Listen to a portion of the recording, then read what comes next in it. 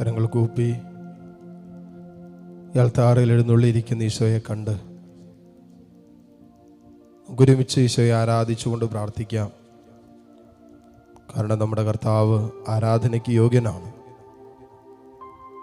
ഈശോ മാത്രമാണ് ആരാധനയ്ക്ക് യോഗ്യനായ കർത്താവ്.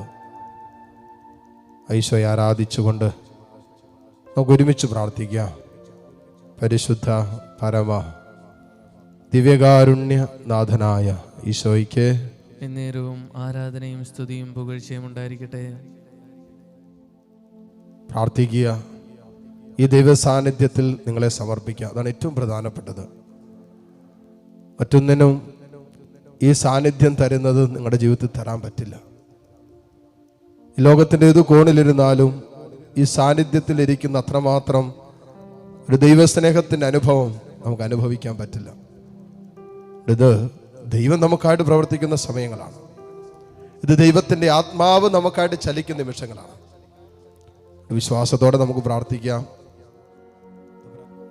ഈ നിമിഷം മുട്ടുകുത്താൻ സാധിക്കുന്ന എല്ലാ മക്കളും മുട്ടുമേലായിരിക്കുന്നു. ദിവ്യകാരുണ്യ ഈശോ നമ്മളെ ആശീർവദിക്കാനായിട്ട് ഒരുങ്ങുന്ന നിമിഷങ്ങളാണ്. ഈശോ തന്നെ നമ്മളെ ആശീർവദിക്കുമ്പോൾ ഏത് വിഷയമാണോ കുറേ നാളുകളായിട്ട് നിങ്ങളെ അങ്ങോട്ട് ഞെരുക്കിക്കൊണ്ടിരിക്കുന്നത്, മാനുഷികമായ ബുദ്ധിയും പരിശ്രമവും അധ്വാനവും ഒക്കെ പരാജയപ്പെട്ടു നിൽക്കുന്ന വിഷയങ്ങൾ എന്തൊക്കെയാണ്, അതെല്ലാം ഈശോ കൊടുക്കുക. മനുഷ്യർക്ക് അസാധ്യമെന്ന് വിധി എഴുതിയ ജീവിതത്തിന്റെ ചില മേഖലകളില്ലേ, അത് കർത്താവിനെ സാധ്യമാക്കി തരാൻ പറ്റും. മനുഷ്യർക്ക് അസാധ്യമായത് ദൈവത്തിന് സാധ്യമാണെന്നല്ലേ പറയുന്നത്. അതുകൊണ്ട് അടഞ്ഞുകിടക്കുന്ന വാതിലുകളെല്ലാം കർത്താവിന് തുറന്നു തരാൻ പറ്റും. കർത്താവിന് തുറന്നു തരാൻ പറ്റാത്ത ഒരു വാതിലുമില്ല. അടഞ്ഞു കിടക്കുന്നതെല്ലാം നിന്റെ മുമ്പിൽ തുറന്നു തരാൻ കഴിവുള്ളവനാണ് ഈ കർത്താവ്.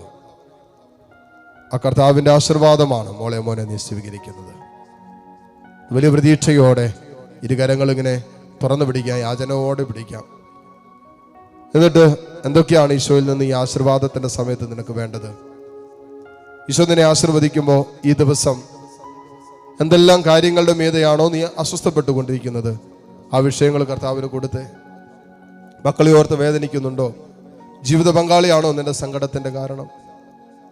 നിന്റെ ജോലിയാണോ? നിന്റെ പരീക്ഷകളാണോ? നിന്റെ പഠന മേഖലകളാണോ? നിന്റെ യാത്രകളാണോ? എന്താണ് നിന്റെ ഈ സങ്കടത്തിന്റെ അസ്വസ്ഥതയുടെ കാരണം? ഈശോയുടെ മുമ്പിൽ തുറന്നു വെക്കേ. കർത്താവ് ആശീർവദിക്കട്ടെ ആ വിഷയത്തെ. കർത്താവ് ആശീർവദിച്ചാൽ നിശ്ചയമായിട്ടും ആ വിഷയം കർത്താവ് എടുത്തു, പിന്നെ അത്ഭുതം സംഭവിക്കും. യേശു തന്റെ കരങ്ങളിൽ 5 അപ്പവും 2 മീനും എടുത്ത് ആശീർവദിച്ച് കഴിഞ്ഞപ്പോ അത് 5000ങ്ങൾക്ക് ഭക്ഷണമായിട്ട് മാറി, അത് സമൃദ്ധിയായിട്ട് മാറി എന്നല്ലേ വചനം നമ്മൾ ഓർമ്മപ്പെടുത്തുന്നത്. മോളി മോനെ വിശ്വസിക്ക്. ഇതാ കർത്താവ് നിന്റെ ജീവിതം, നിന്റെ സ്വപ്നങ്ങൾ, നിന്റെ പ്രതീക്ഷകള് കരങ്ങളിൽ എടുത്ത് ആശീർവദിക്കാൻ പോകുന്ന സമയം. നീ കരങ്ങളിൽ എടുത്തു വെച്ചിരിക്കുന്ന സകല വിഷയങ്ങളും കർത്താവ് ആശീർവദിക്കാൻ പോകുന്ന സമയം. സമൃദ്ധിയായിട്ട് ജീവിതത്തിന്റെ എല്ലാ മേഖലകളും മാറ്റപ്പെടാൻ പോകുന്ന സമയം. ആ പ്രതീക്ഷയോടെ, ആ പ്രത്യാശയോടെ, ആ വിശ്വാസത്തോടെ കരങ്ങൾ ഈശോയിലേക്ക് നീട്ടിപ്പിടിച്ച് താഴ്ന്ന സ്വരത്തിൽ കർത്താവിനെ സ്തുതിച്ചുകൊണ്ട് ഈശോയുടെ ആശീർവാദം സ്വീകരിക്കാം.